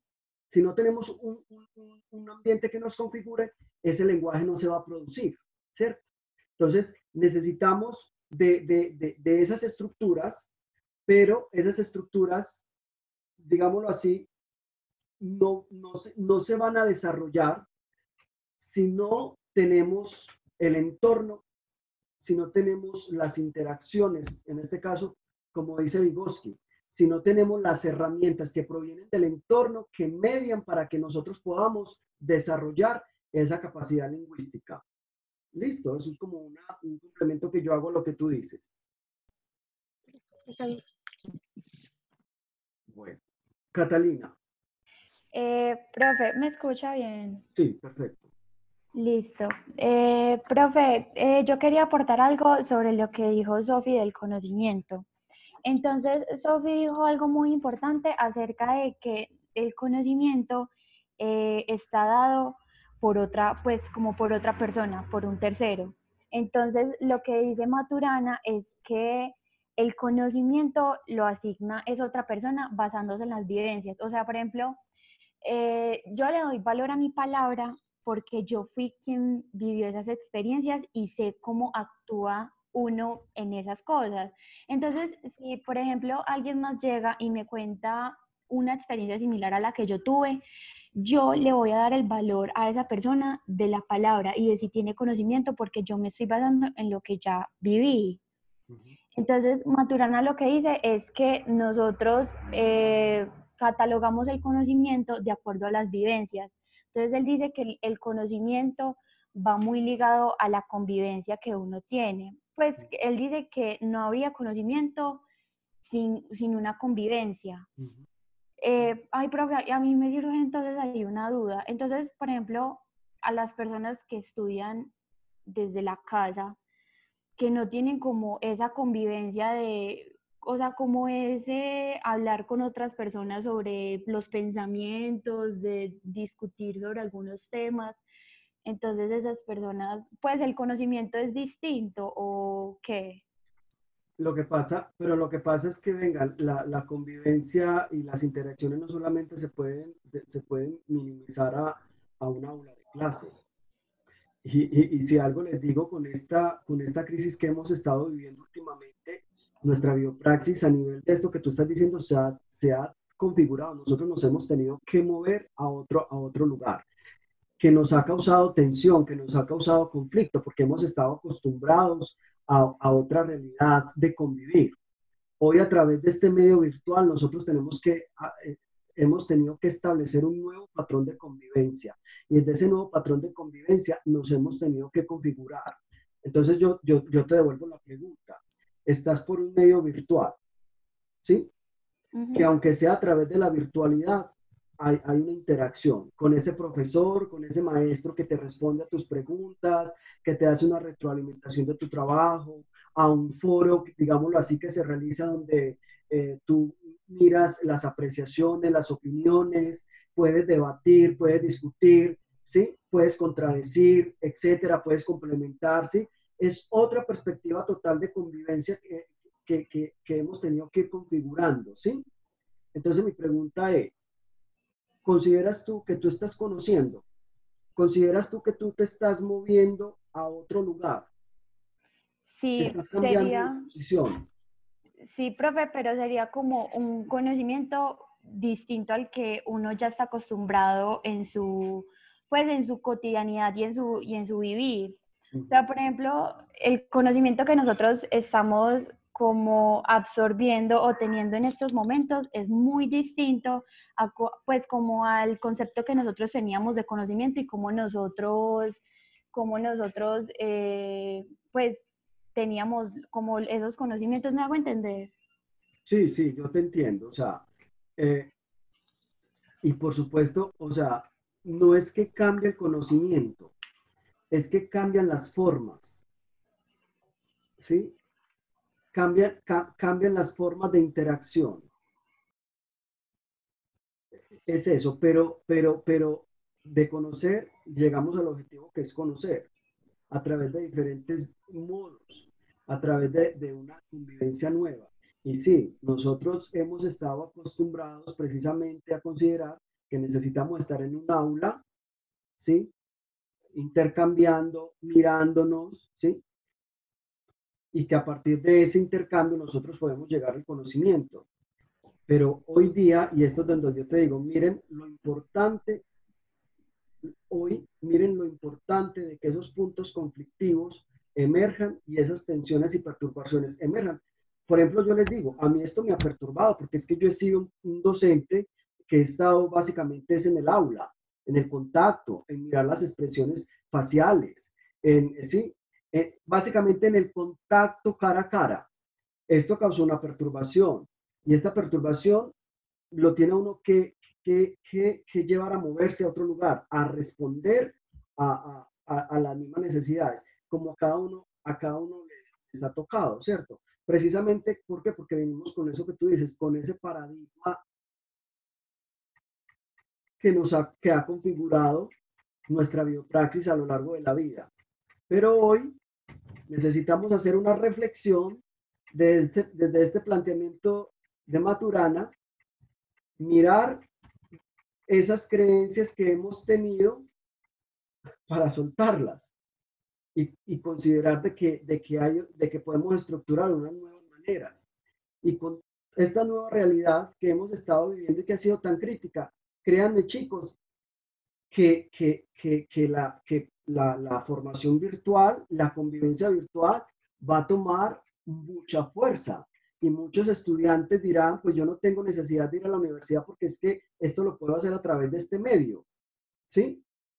Entonces, es así como las interacciones y las contingencias del ambiente y del entorno nos tienen que llevar a actuar inteligentemente, a tener conductas inteligentes.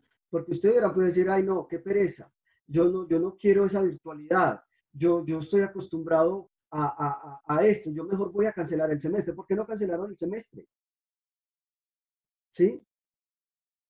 Algunos compañeros lo cancelaron, de las otras universidades que yo estoy, unos cancelaron, dijeron, yo no creo, yo no estoy listo para esa virtualidad.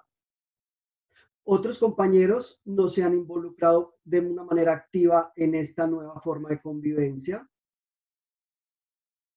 porque esto aquí implica un acto de reflexión. Y la reflexión es una reflexión muy personal, con repercusiones en lo social. Y lo social repercute en nosotros para generar una reflexión, ¿sí? Entonces, esto ha sido una recíproca configuración. Y desde esta perspectiva, pues tenemos que configurar otro modo de conocer, pero podemos llegar. ¿Me explico, Catalina? Sí, profe. Y ya, por último, quisiera agregar que Maturana dice que el conocimiento no es algo hermenéutico, o sea, no es algo que nosotros podemos decir como, listo, yo comprendo la realidad, porque solamente podemos comprender la de nosotros, pero no la de todas las personas. O sea, todos nosotros vivimos el mismo día, pero de maneras muy distintas. Entonces él dice que el conocimiento no es algo hermenéutico, sino que es más bien como algo ontológico, o sea, que es algo que va muy ligado al ser y a la relación de ese ser con su entorno. Muy bien, Catalina. Qué bueno que tomaste, que hiciste esa diferenciación entre lo hermenéutico y lo ontológico. Excelente. Bien, sí. Va mucho más allá de la hermenéutica. El conocimiento para Maturana está en lo ontológico. Y tú lo dijiste. La ontología es lo que estudia el ser y con todas sus propiedades como ser, y la ontología es la que estudia al ente como ente, ¿sí?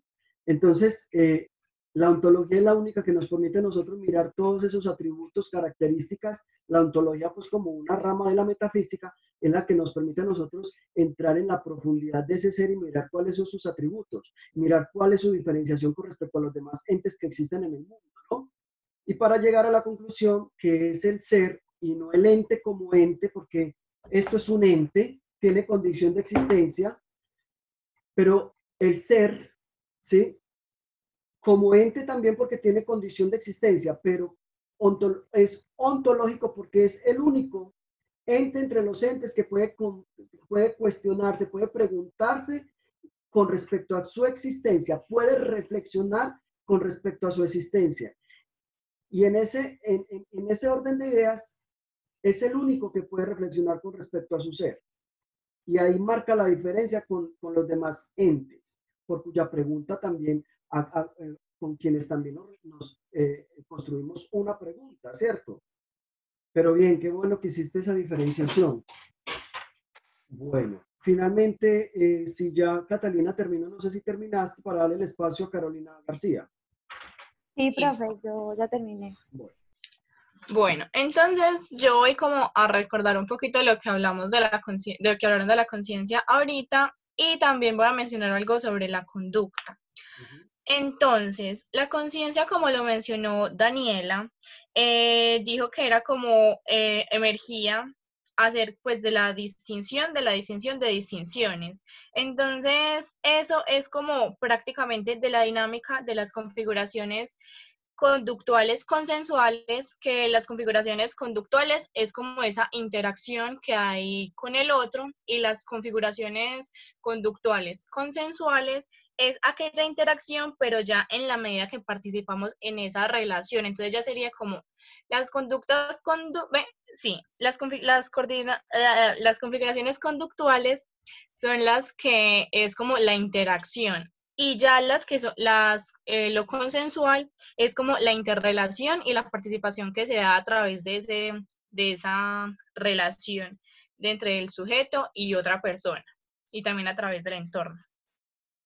Entonces, el texto también nos dice que la conciencia es un proceso que es un proceso relacional. Es decir, que no ocurre siempre en la interacción de la persona con el entorno a través del lenguajear, que es también como a través del conversar. También nos habla que el yo y la conciencia, ya como lo mencioné, son un proceso en el lenguaje, pero es a través de aquellas identificaciones y descripciones ya adaptadas de la persona que la configuran en su interactuar, en su lenguajear con el entorno.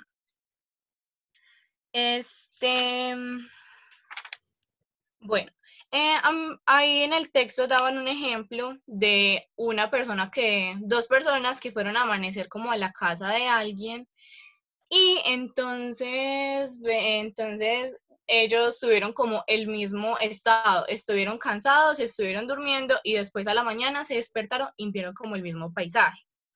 Entonces uno identificó el paisaje como algo maravilloso y que pues como lo esencial que se ve. En cambio, la otra persona lo identificaba como dinero, algo que podía como producirse. Entonces, como usted lo menciona ahorita, que sin conciencia no se puede dar como esos procesos psíquicos, entonces ahí es como la persona adapta como la conciencia dependiendo del psíquico, esos procesos psíquicos en el que ha vivido, o sea que ellos se configuran, los procesos psíquicos se configuran continuamente al actuar y el conversar de la persona, porque las distinciones en las que caracterizamos la vida psíquica, como las emociones, la conciencia, el sentimiento, la memoria, corresponden a aquellas distinciones que hacemos como observador en nuestra vida interactiva al lenguajear.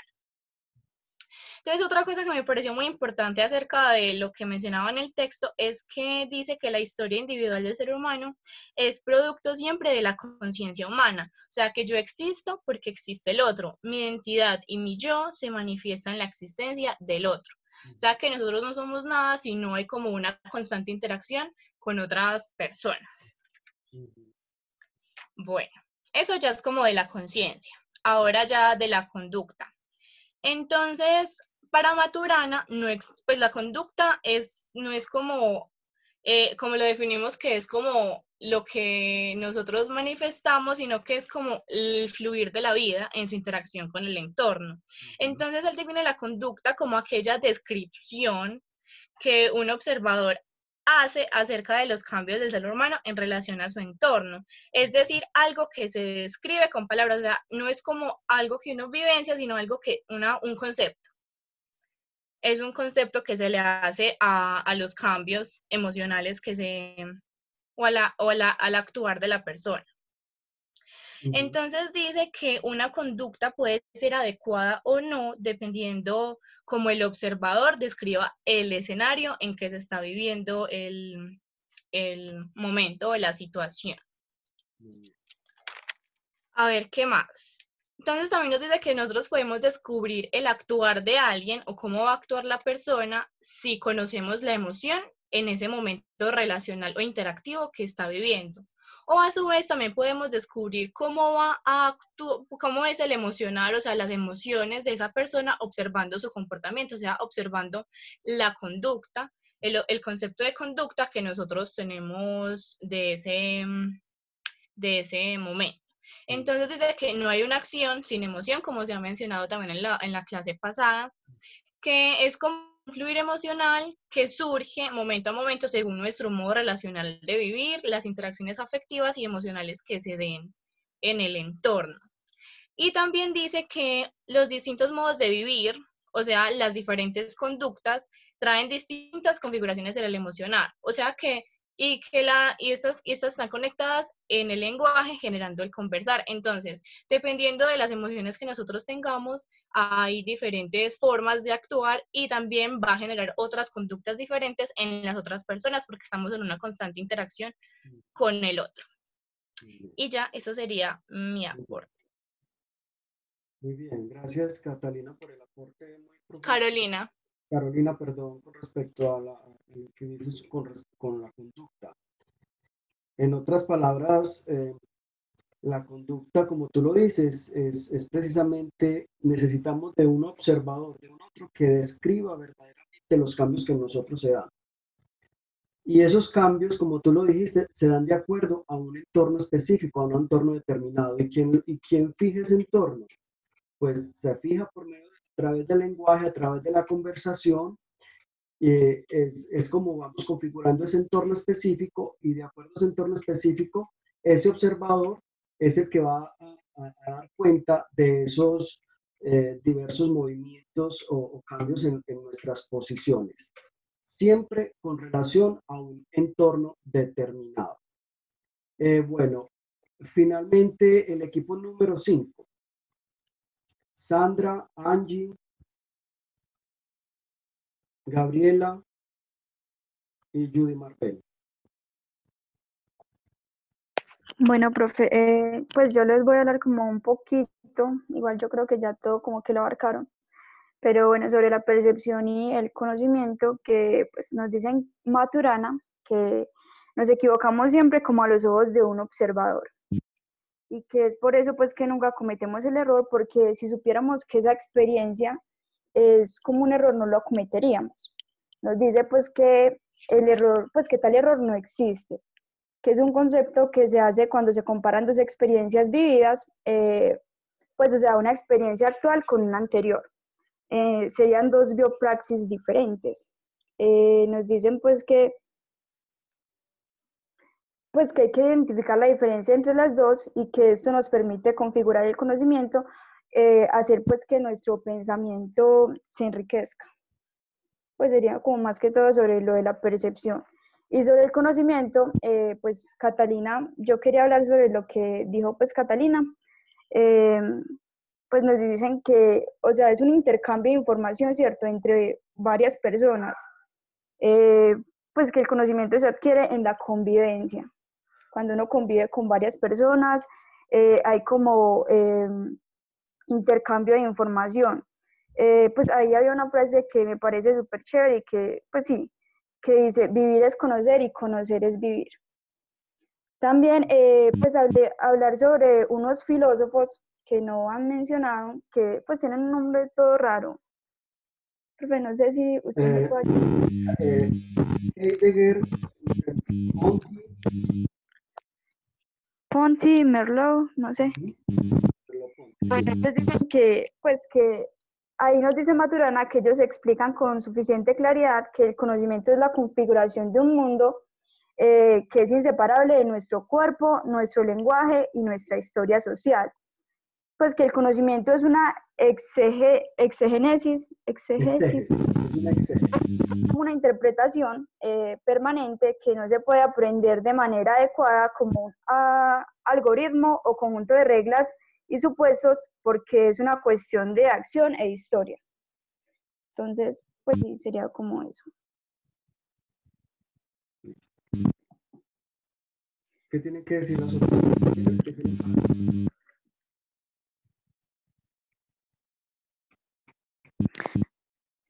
Profe, bueno, aquí pues aquí envió algo esta Angie, que no tiene como un buen internet o no tiene, pues sí, o no tiene micrófono. Ahí está, profe, en el chat. Angie puede escribir su participación. Sandra, ¿qué tiene para decir?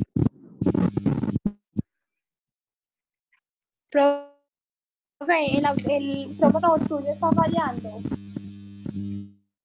Suena, pues cuando hablo suena.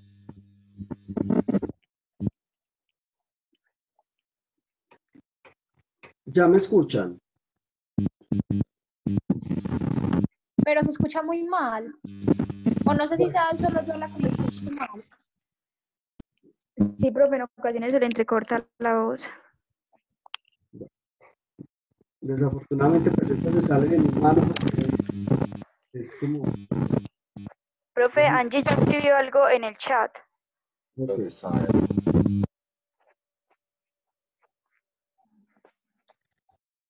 ¿Me escuchan en este momento? Sí, ahora sí, profe, ya mejoró. Bueno. Angie dice nuestro lenguaje. Está chirriando esto. No sé qué pasa. Chicas, no sé qué pasa. Aún así, de todas formas, Zoom ha fallado mucho durante esta semana. Entonces, puede ser problema de Zoom.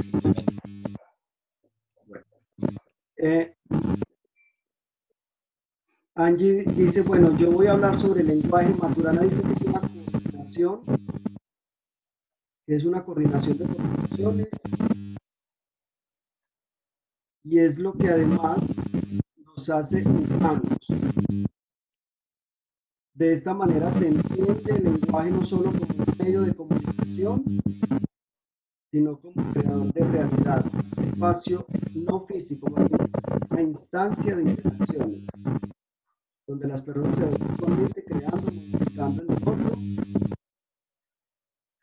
creando, modificando en relación al otro.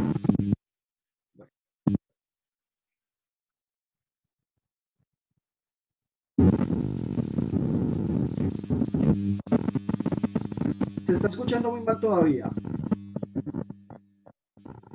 ¿Me escuchan? Sí, profe. Sí, profe, como que eso es una... Bueno, entonces, a ver, sí, no sé qué está pasando, de pronto estoy teniendo en este momento fallas con el internet.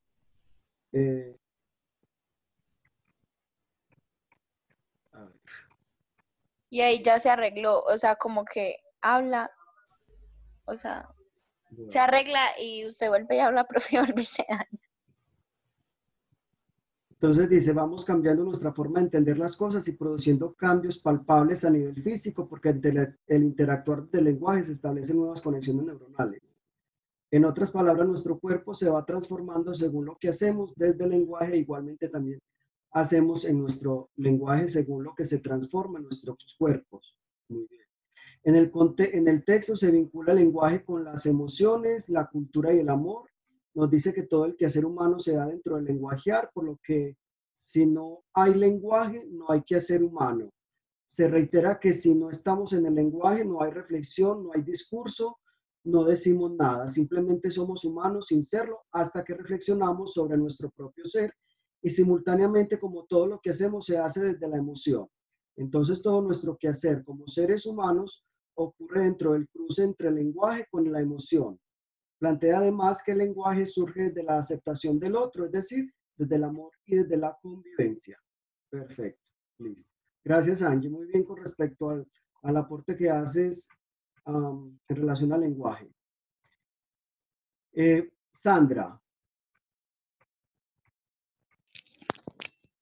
Profe, pues entonces ya a modo como de conclusión, decimos que el conocimiento es una conducta adecuada a las circunstancias en que una persona opera según la observación y que la inteligencia es un proceso de adaptación al entorno y a la interacción con otros seres vivos en el proceso de la biopraxis.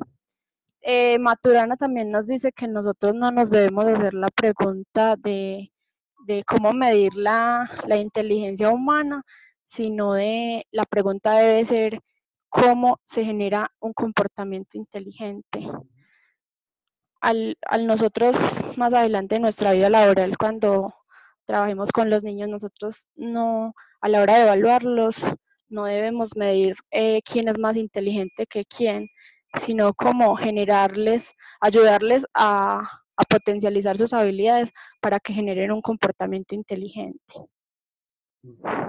También nos dice que la biopraxis configurativa es inevitable y que la cognición está estrechamente interconectada con la historia que estamos viviendo en nuestra biopraxis y que ese camino se configura en el proceso de aprendizaje.